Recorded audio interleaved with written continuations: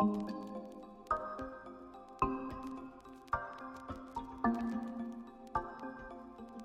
welcome guys to Rest of Designs. Today we're jumping back onto the open air, and like I said, let's get this ready for Christmas. That's the main target, as well as also getting to 3,000 subscribers.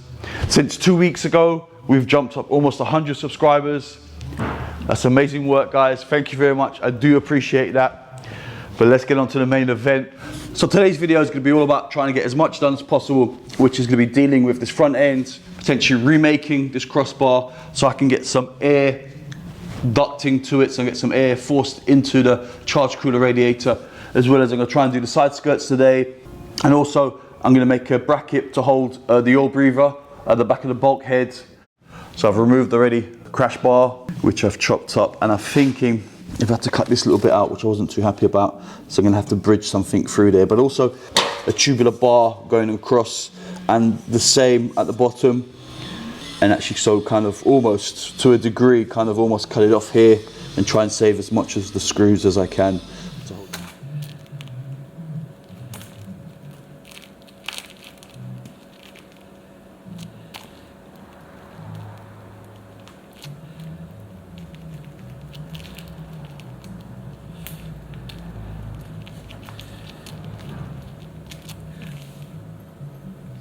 The reason why I did this, so it gives him more space. Okay, yes, I've lost the middle kind of secure bit for the bumper, but I've got 3 on top and 2 at the bottom, so the middle one isn't going to be such a loss. And also the reason why I've done this, as you can see, it gives me more space so that I can actually make a nice little air scoop to go in here. So there's going to be something across along these lines, so it's going to kind of take from the bottom air vent.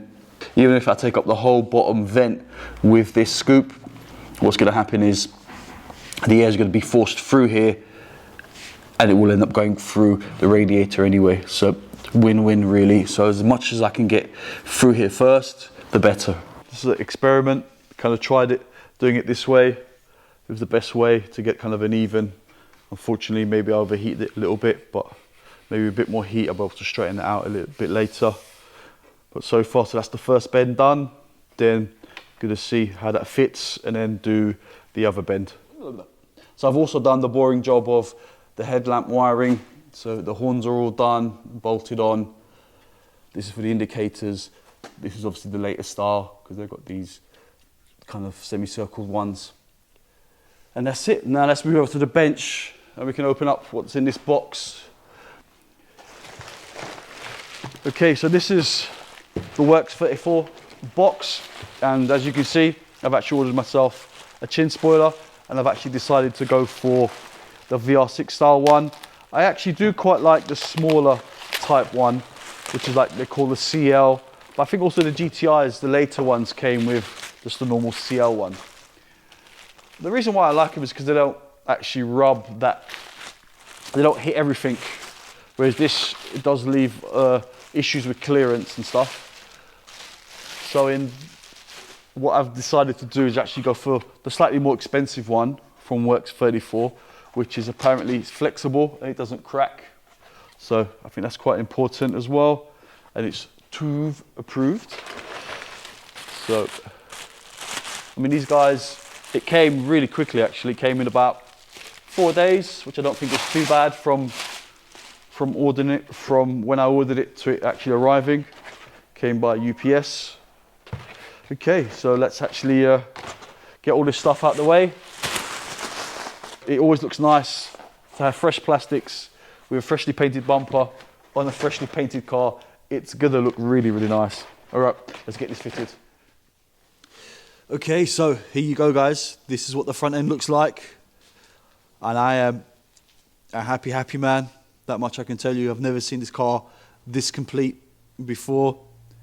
Looks really cool. That chin spoiler really sets it off. I'm actually happy. Actually, I went for the bigger one, the later type, the earlier type GTI stroke VR6 one instead of the smaller CL type ones. Also got all the little fins on there. A new set of original grills for the sides. All I'm missing now is the reflectors, but I'm not really a fan of the reflectors. I mean, to have you know, white reflectors on this is maybe going to be too many colors going on. I can smoke the reflectors, because to actually buy original smoked ones are actually really quite hard to find. But I think I'm actually going to go for, in keeping with the car, with this look, I think I'm just going to get those fiberglass air kind of scoops that go in there, the air ducts that go in there.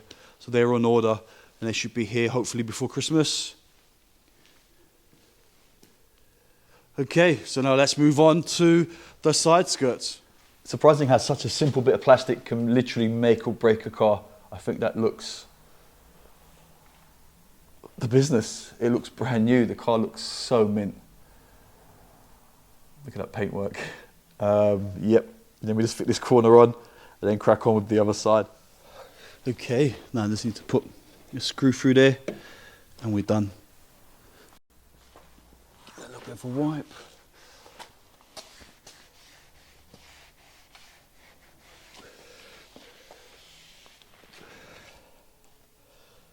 Look at that.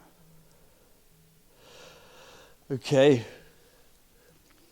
So it's looking very complete all of a sudden. Surprising how. It's my color concept. Color concept, blue, open air.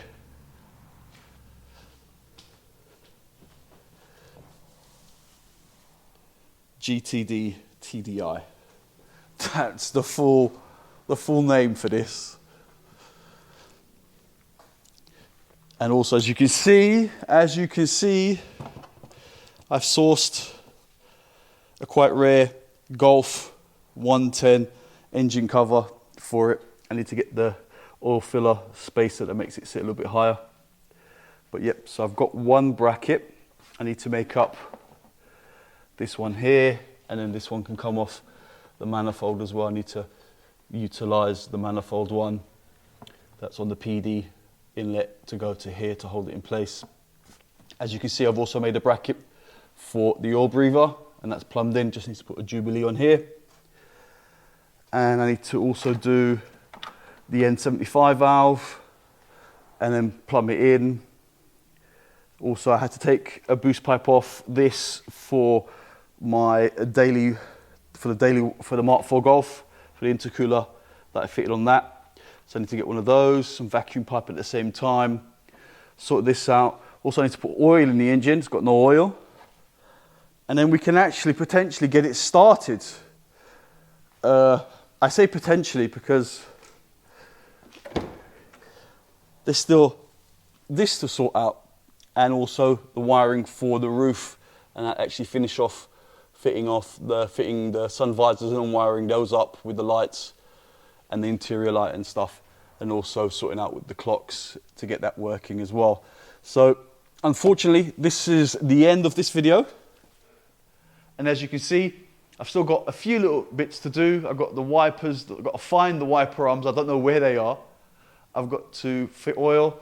I think the gearbox oil, I'm not sure, but I need to double check, make sure it's got gearbox oil. If not, put some fresh gearbox oil in it. Got to do this engine cover, as well as the N75, another boost pipe, because I had to use it for my Mark IV Golf. Sort out that wiring, the wiring for the roof, get some relays up so the wiring can actually work.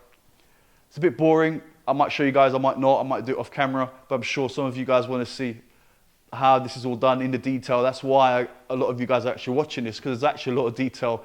Some are a bit boring, but actually I do go into a little bit of detail with these projects and do as much as I can on camera and not so much off camera. And then the N75. And then we can actually get this running. I'm waffling. Guys, we've gone up over 100 subscribers in the space of a couple of weeks.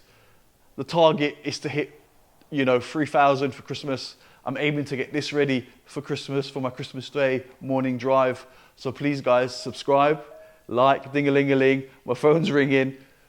Be safe.